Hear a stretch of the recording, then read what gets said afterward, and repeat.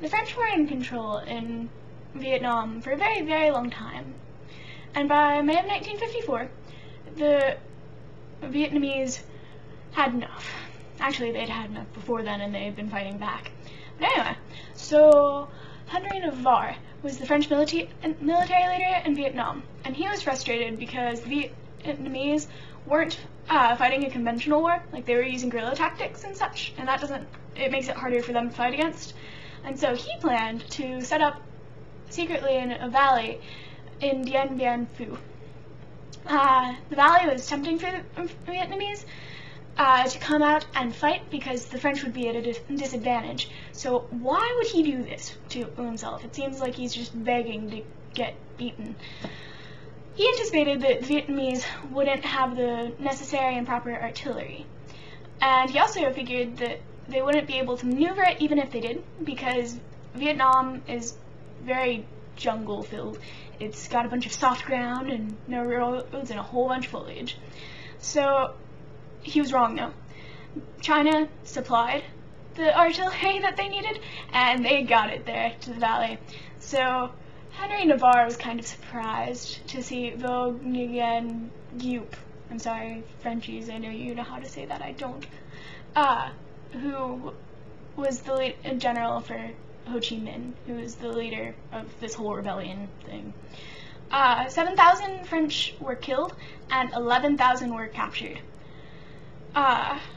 So this is significant because by July of 1954, 2 months later, the French were officially gone. The Vietnamese were successful in getting rid of the French. And secondly, the U.S. had to decide what to do.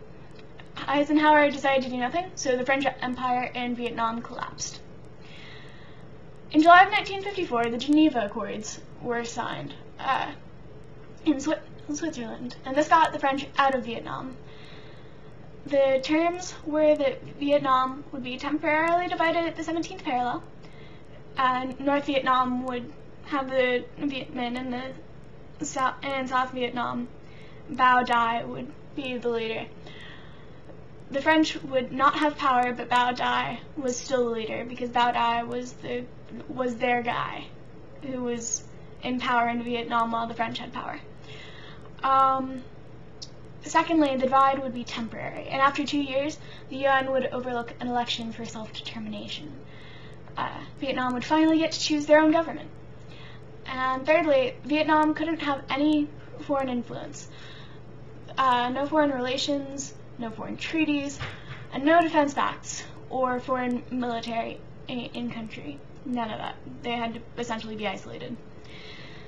There were 3 influential countries in the Geneva Accords, and they include the US, China, and the Soviet Union. So why would these countries agree to these terms? Well, the Soviet Union wanted to improve relations with the West. They were interested in de-Stalinization. They also wanted Ho Chi Minh to be elected because Vietnam would probably become communist if he was. Ho Chi Minh had been wanting help from anyone who would give him help, and the US basically refused, whereas China had been helpful. So he was more likely to be communist. Secondly, China was willing to sign this because Mao was scared of US invasion and recovering from the Korean War, and he wanted Ho Chi Minh elected. So he, rather than letting the US choose the government and such, which is probably what would have happened, he decided to go for an election because if they had an election, then they would probably be communist, like he wanted. And the US was willing to sign, or they didn't sign it, but they were okay with these terms because they didn't want Vietnam to fall to communism, and if elections were held immediately, they probably would have fallen to communism. However, the US never signed the Geneva Accords, and they only agreed not to violate it, because they felt if they only said they wouldn't violate it, it was legal justification for violation. Whereas if they signed it, they'd actually have to hold true to what they said. So, what was the US doing during all of this? Well, we would do what we could to prop up Vietnam so that they could contain communism on their own. because if you remember, that's the US's goal everywhere, just contain communism, don't let it spread any farther. Secondly, they wanted to figure out what to do to secure elections in 2 years. How could they make sure that Vietnam wouldn't vote to be communist? Third, they established more regional security alliances, like SEATO, which is the Southeast Asian Treaty Organization, which included countries like the US, the Philippines, and New Zealand. It was much less effective than NATO because it had little clarity of purpose, and it didn't have the major countries of the area, for instance, India and Pakistan. Without the major countries, there's not much point. It's kind of like if Latin American countries decided they wanted to form an alliance to protect the hemisphere, and that it wasn't major countries like the US involved, and it was just tiny Latin American countries, it wouldn't be much success. Fourth, Laos and Cambodia were freed. Fifth, we replaced Bao Dai, the French leader, with Ngo Dinh Diem, who was a native Vietnamese. And he assisted the US against Japan in World War II, which is why we liked him and chose him. But he despised Vietnam, and he was seen as the US puppet. He was Catholic in a 90% Buddhist country, and he was very anti-Buddhist. You can see where that wouldn't work out too well when you're in a country full of Buddhists and you're very anti-Buddhist. It doesn't work out. Sixth, by the end of 1954, there were 700 military advisors in Vietnam. It wasn't the actual military, but military advisors, so they were getting kind of active. Number 7, we spent $300 million per year on Vietnam. So that's what the US was doing. We were pretty busy. North Vietnam asked South Vietnam for candidates twice, but Bao Dai refused. In 1955, more than half of the Vietnam population wanted Ho Chi Minh, so that's part of the reason he didn't want to. And really the real reason. But his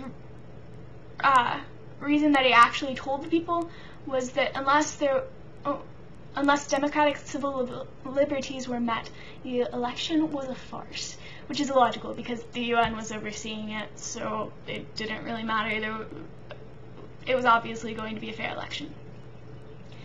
In 1956, it was the election year, and the US announced that South Vietnam would not participate. Bad idea. So the hostilities and the Viet Minh protests became a lot more frequent and a lot worse, because they had been promised an election, which is something they had been wanting for basically all of Vietnam's history, because forever Vietnam has been controlled by other countries. It hadn't had its own control, so they were really excited about this. And then in the election year, we just kind of announced that, oh, by the way, that's not going to happen. It didn't work out too well. There was no way to tell who was a Viet Minh, which was kind of problematic. The Soviet Union and China began massively financing Vietnam after we announced this, and Ngo's reputation severely got worse. Ngo Dinh Diem, that is. Minh began consolidating the Viet Minh and with the Viet Cong and people who just hated Diem to begin with, and they formed the National Liberation Front, or the NLF. And this is basically just a group of people who wanted Vietnam to be unified and liberated. So the National Liberation Front. Laos was kind of an important country during this time. In 1954, Laos was granted independence with the Geneva Accord. The Eastern and Western governments tried to influence Laos anyway, so that they would become the government that we wanted. So the US wanted a democratic Laos, and the Eastern governments, wanted communist Laos. I'm sorry, my brain went silent for a second. In 1959, the CIA established a pro-Western government in Laos, and it wasn't very stable. And between 1961 and 1962, Laos was considered the most likely country to fall to communism. There was this group called the Pathet Lao, and it was a local communist group that put pressure on the new Western government. And this is what made it so unstable. And by 1962, there was an agreement that Laos would be a neutral country and that the East and the West wouldn't try to infiltrate. However, the US, China, and the Soviet Union still tried to be influential. And General Phoumi Nosauan was Laos's leader. The Viet Minh sent supplies to South Vietnam through Laos, which is why we care about Laos at all right now. I mean, we're talking about the Vietnam War. Why are we talking about Laos? This is why. The Viet Minh sent supplies through Laos to get to the Viet Minh in South Vietnam, because they couldn't cross the 17th parallel in Vietnam, so they just kind of circumnavigated it using something called the Ho Chi Minh Trail, which is an elaborate system of trails that was above and below ground that was used to send supplies from North Vietnam to South Vietnam. And like I said, they went through Laos because they couldn't cross the 17th parallel in Vietnam. The US troops couldn't cross out of South Vietnam, so this put them at a severe disadvantage. If you remember Mr. Shaw's football example of throwing a football into the stadium, not the stadium, the stands, and then having that person throw it back into the field, that's what he was talking about, because the Vietnamese were able to help one another, whereas the US was kind of trapped in South Vietnam. We wouldn't let our soldiers leave. So the presidents during the Vietnam War included Eisenhower, Kennedy, Johnson, and Nixon. The reason for all of this, our concern in Vietnam, was because of containment and the domino theory. We were convinced that they were going to fall to communism, therefore we had to be there to protect them from it and contain communism. Because North Vietnam was communist, and we wanted to make sure that South Vietnam wouldn't fall to it also. The National Liberation Front wasn't just in North Vietnam, it was also in South Vietnam. And there were a bunch of problems for the US military, some that I've already mentioned. They couldn't go north of the 17th parallel, so they were stuck in South Vietnam. They couldn't go into neighboring countries, whereas the North Vietnamese did that. And they couldn't tell who the enemy was.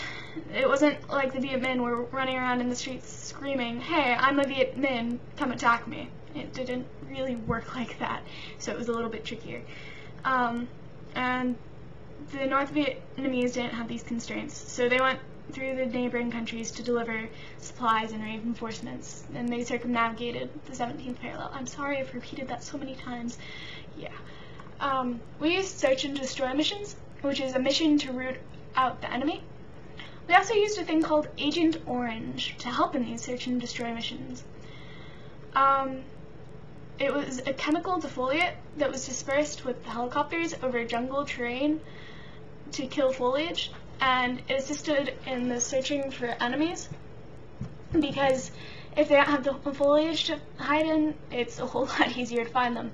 However, there are a lot of problems with this method, including that it kills all of the vegetation, so it killed the livelihood for the locals. It also affected the livestock, it contaminated the groundwater, it negatively affected the soil, so even if it wasn't killing stuff, it was making it so that you couldn't grow in the soil afterwards. Exposure to it caused cancer and mutations and loss of limbs, and obviously an increase of Vietnamese hate for the US. So we're here saying that, hey, let us help you, and yet we're destroying their life as they know it. It's not consistent. We also used a stuff called napalm, which is a jelly gas that's released in liquid form. It sticks to whatever it lands on and can't be removed. and then it begins to burn. It literally catches fire, and it would destroy the foliage. However, it had the same problems as Agent Orange.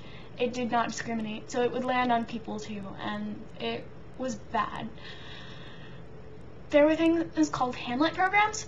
A hamlet is a community, and it's basically where they would round up people in hamlets and take them to concentrated areas and make them see things like the U.S. The problem is that actions speak louder than words, and they saw what the U.S. was doing to Vietnam, and they didn't like it, so it wasn't a very successful program.